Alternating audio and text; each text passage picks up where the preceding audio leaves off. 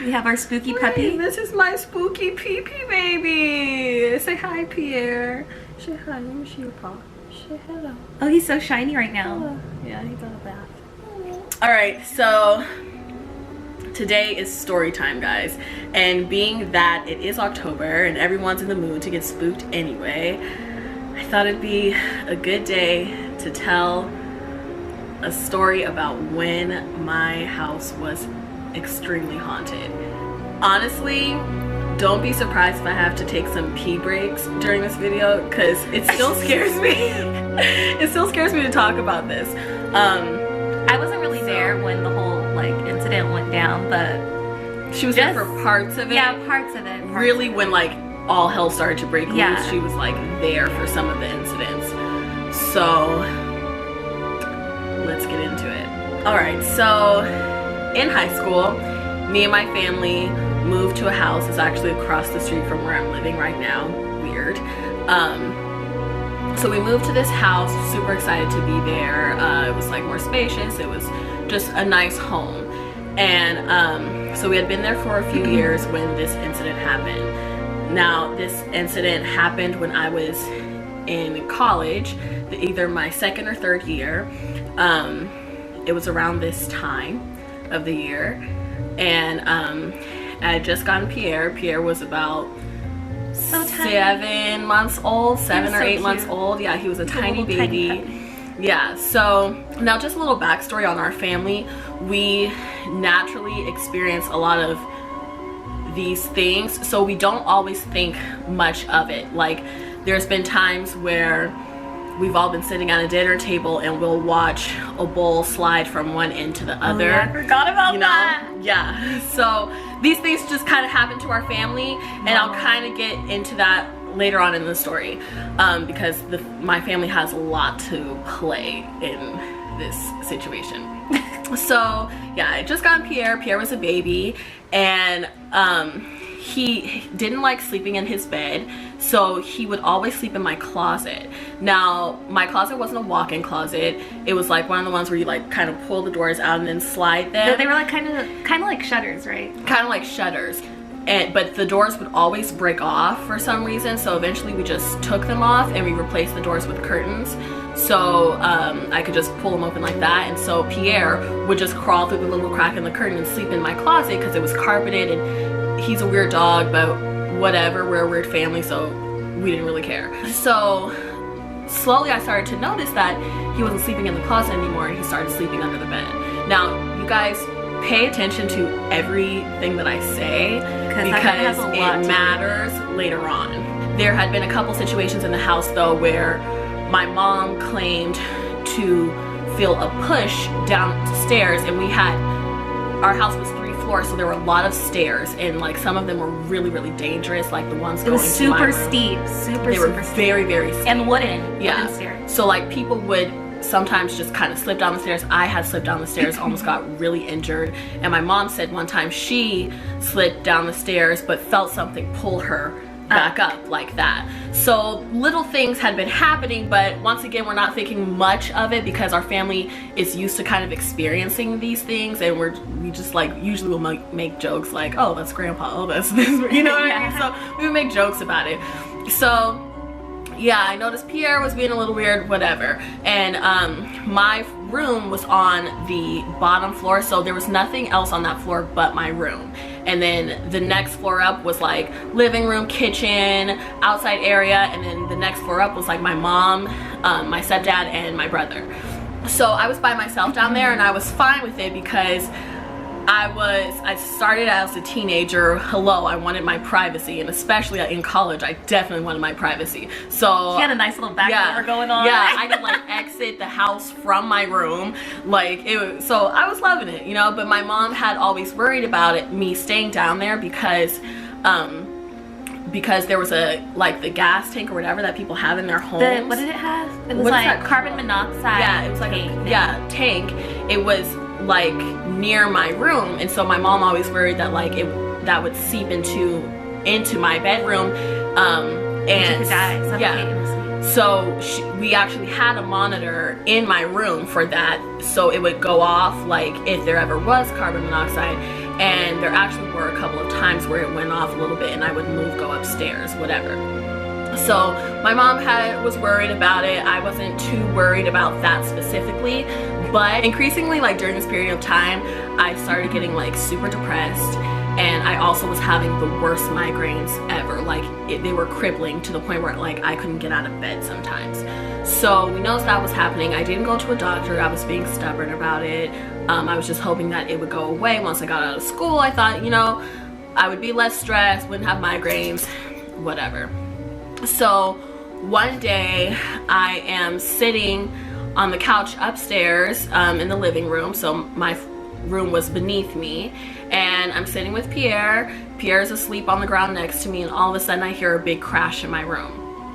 So Pierre immediately just starts barking at the top of the stairs that lead to my room. He wouldn't go down, and so he's just barking. And so at this point, my heart's beating a little fast because there was no one else home. Yeah. No one else home, no earthquake, nothing like that. What the heck is going on? Yeah, so I go downstairs, literally like shaking, and I see that everything that was on my bed had been thrown to the floor.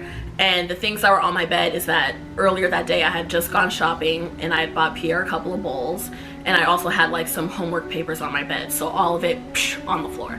So I freaked out. I called my mom, and I'm like really upset, and she calls my aunt. So back to what I said I would give a little bit about our family. My aunt is, I guess you could almost refer to her as a psychic medium, but she does not practice it for money, or she never like tries to do it on purpose. It's like just things just kind of come to her, and it's been that way since she was like a little girl. Like she's predicted crazy things and they've come true.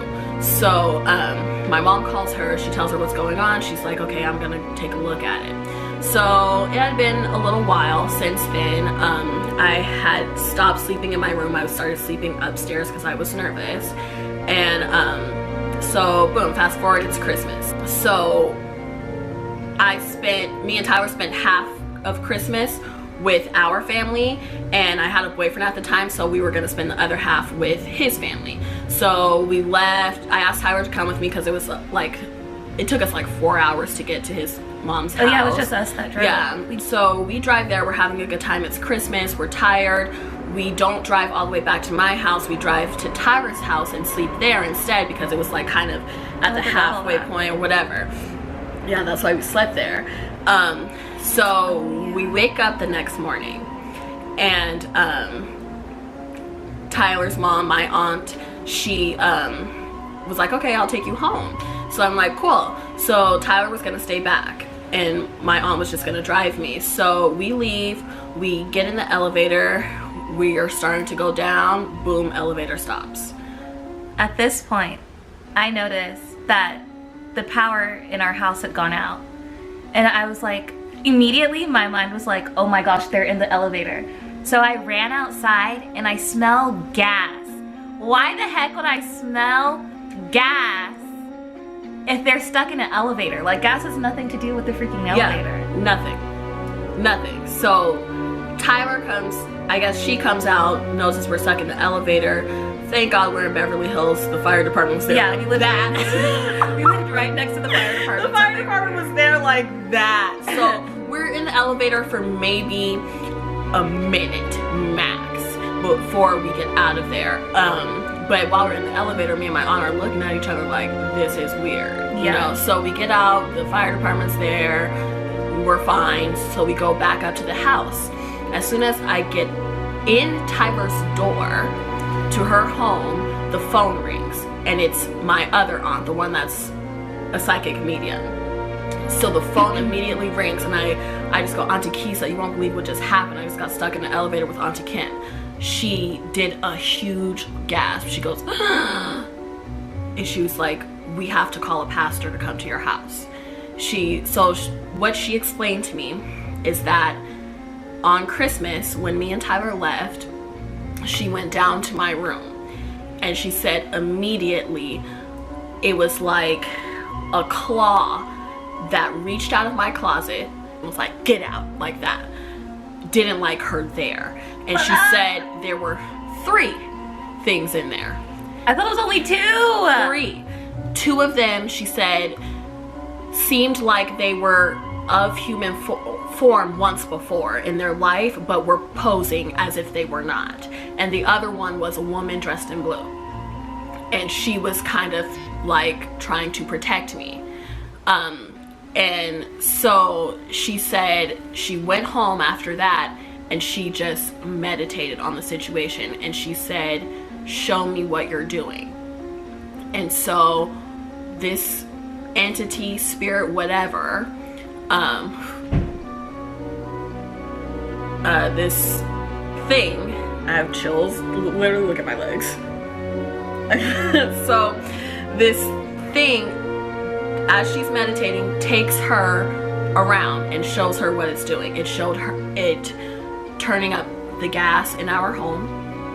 That's why I smelled gas by the freaking elevator. And there were times when my mom and my stepdad would wake up and the gas would be on. We were like, we didn't even cook last night. Things like that. So, yeah, the things showed it turning the gas up in my home. And then it took her to Tyler's home. And this is the night before all of this happened at Tyler's house that she meditated and saw all of this. So it took her to Tyler's home and she's like, why am I here? That's what she told me she was thinking. And it showed it playing with gas at Tyler's house and messing with the freaking elevator. So basically the whole situation at Tyler's house was this thing showing her how powerful it is and strong enough to follow me outside of my home. So that's why she was calling Tyler's house. So yeah, this thing wanted to show my aunt how powerful it is. I think to scare her away from protecting me as well. But she did say that the woman there that was in blue was trying to keep these things at bay where they could not touch me, and things like that. And I have a lot of reason to believe that it's my grandmother on my dad's side. Her favorite color was blue. So that's my theory about it, but I don't know 100%. So anyways, after this whole situation, our family loves to talk. They all called each other up and were freaking out. And so we went to church the following Sunday and spoke to 2 female pastors there who we knew would not doubt the situation and would try to help us. Like, we trusted them. So we asked them to come over to our house and just kind of bless our house, put some holy water on the walls, whatever they could do. So they came the weekend after that.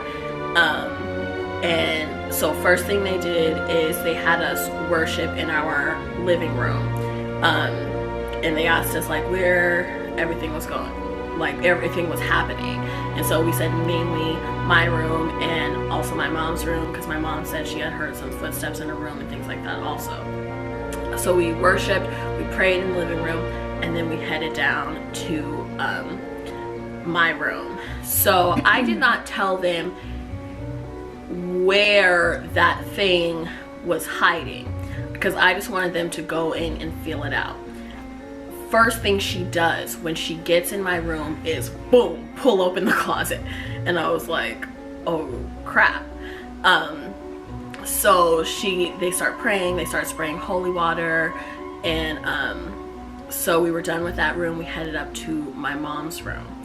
Now when we get to my mom's room, they did the exact same thing, and the walls, I kid you not, started knocking. They were literally like this, like that, as they're praying, spraying holy water. So we were still kind of freaking out. They left. Not much happened in the house after that situation, but it was still an eerie feeling. And thankfully a couple months later we moved out and moved in with Tyler and her mom to a new home. Now, not too many things happened to me specifically in the new home, but there were a lot of weird situations where we would come home and the garage was magically open, or we would be home and the garage door would open on its own. So basically, in conclusion, we don't really have much of a conclusion yet.